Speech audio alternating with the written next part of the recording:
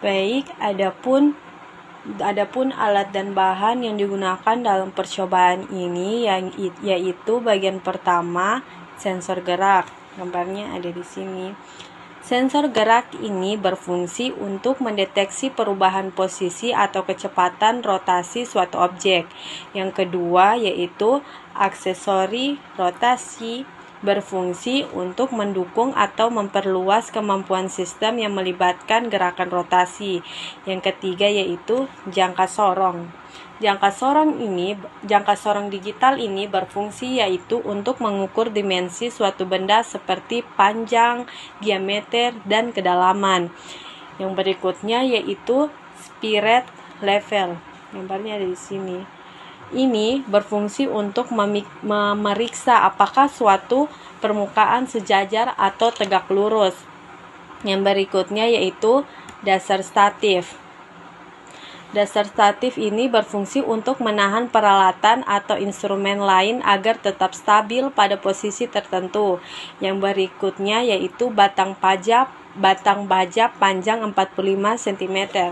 Gambarnya di sini, yaitu berfungsi untuk sebagai komponen penting untuk menguji prinsip tersebut.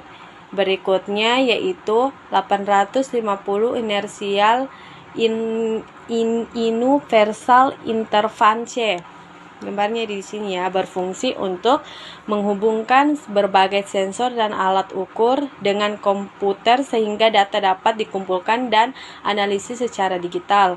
Yang berikutnya yaitu pasca Chactone software.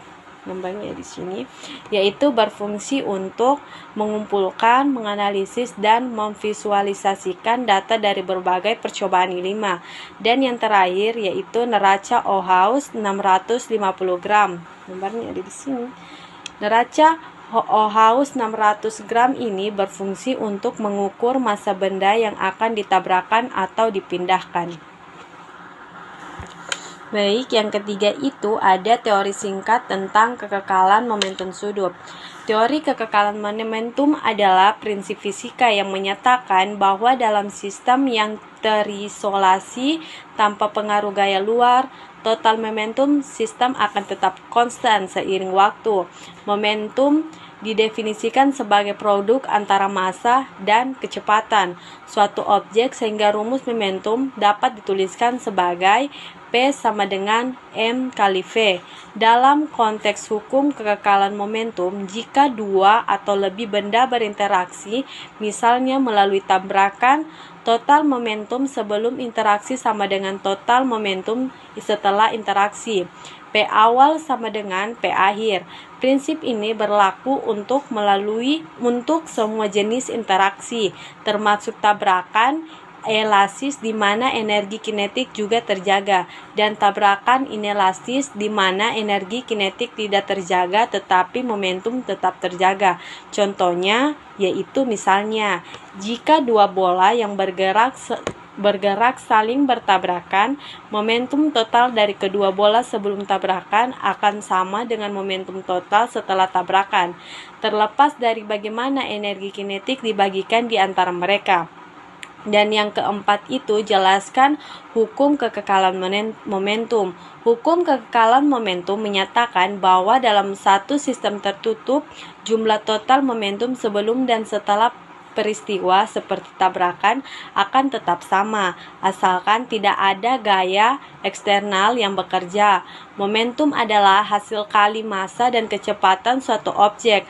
Dalam tabrakan, meskipun momentum individu objek mungkin berubah, total momentum sistem tetap konstan. Contoh sederhananya adalah dua mobil tabrakan. Total momentum sebelum tabrakan sama dengan total momentum setelah tabrakan. Baiklah, itulah tugas awal dari saya dari percobaan 4 hukum kekekalan momentum. Salah dan kurangnya mohon dimaafkan. Wassalamualaikum warahmatullahi wabarakatuh.